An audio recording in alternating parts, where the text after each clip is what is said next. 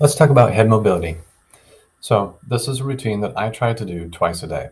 Honestly, sometimes it's just once a day, but even once a day over a period of time, this routine makes me feel much better within my body and how my head and my neck and my shoulders all work together to get me through the day. So, let's talk about that routine. But before we do, there's two things that I'd like you to know. One, this is never about going into pain. So, if you feel pain at any point, stop. I don't want you to do that. That's not what we're here for. If you're working with a physician or a physical therapist or a chiropractor, somebody that you respect, and you're working through some issues, either with nerve or vertebral issues with the neck, please check with them to make sure that this makes sense within your care routine. The second thing I want you to know is this looks ridiculous. I'm going to say it right up front. As I'm doing this routine, I'm going to look ridiculous. And as you're doing the routine, you are going to look ridiculous. But this is about feeling good in your body. And this routine helps me feel really good in my body. So let's get to it. So find yourself a mirror, get in front of the mirror, and then try to get into a neutral position. When I say neutral, that means that you want to try to balance over your feet as much as you can so that you're not feeling like you need to clench. We're not trying to be in a military pose right now. What we're trying to do is we're trying to find that place where we don't need to hold a lot of muscular tension in order to stand over our body. Ideally, we're going to have our ears over our shoulders, but if you can't do that today, that's fine.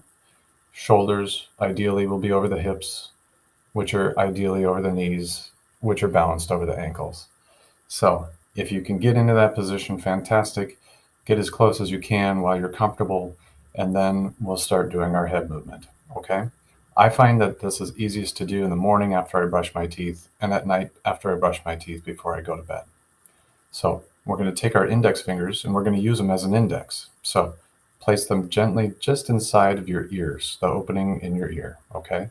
You're not cramming it in there. You're just using it as a reminder of this is the pivot point, because this is truly the ideal pivot point for your head going forward and back, is around this point. So I'm going to demonstrate. You're going to go all the way forward. You're not pushing it. You're just finding the end range. All the way back. Just finding the end range. If it starts to hurt, stop. Otherwise, just keep doing that. So forward and back is one repetition. To start with, aim for 10. If you can't do 10 today, that's fine, but work up to 10.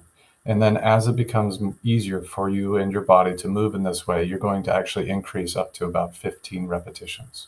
So this is the first one. The second one, take one of your indexes, place it right on your nose. Very gently, again, this is just a reminder of the pivot point. This is the ideal pivot point for your skull to tilt on top of your spine.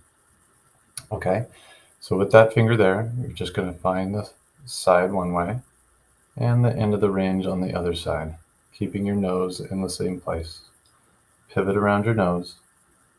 Side to side is one rep. Again, you're aiming for 10. Now the next one, you're going to imagine that your head is sitting on a shelf. I'm going to use my hands in the beginning just to give you a visual. You don't need to do this with your hands if you don't want to. So you're going to imagine that your head is sliding on a shelf.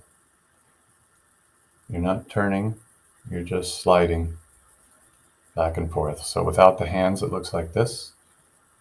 Side to side. That's one rep. Side to side is one rep. Aiming for 10 repetitions. And then we go to forward and back. So your head's on the same shelf, and you're just going to slide it forward and then slide it back.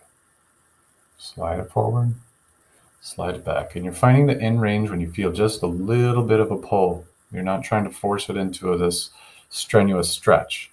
You just want to find just a little bit of stretch here, a little bit of stretch there. And all of these, you're going to notice that when you start, you might not have very much range, but by the end of your 10 repetitions, you'll find that you already have increased your range of motion. The last one we're going to do, you're going to hold your arms straight onto the side like this. And I'm going to back up my stool so that you can see the palms of my hands, and then I'll come back in so that you can hear me easier, okay? So you're going to start with one palm up, one palm down, and you're going to turn your head to face the open palm. And then you're going to alternate back and forth.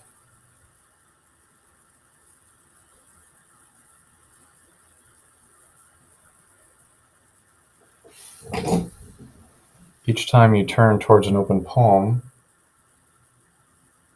is one repetition. 10 repetitions of that. And then after that, you're going to feel, the only way I've been able to describe it is a juicy feeling through your neck. So everything's just lubricated and ready to take you into the day, or ready to take you into a really nice night of sleep. All right, have fun with it. Make sure you don't hurt yourself. If you do, stop, and then try again tomorrow. Take good care.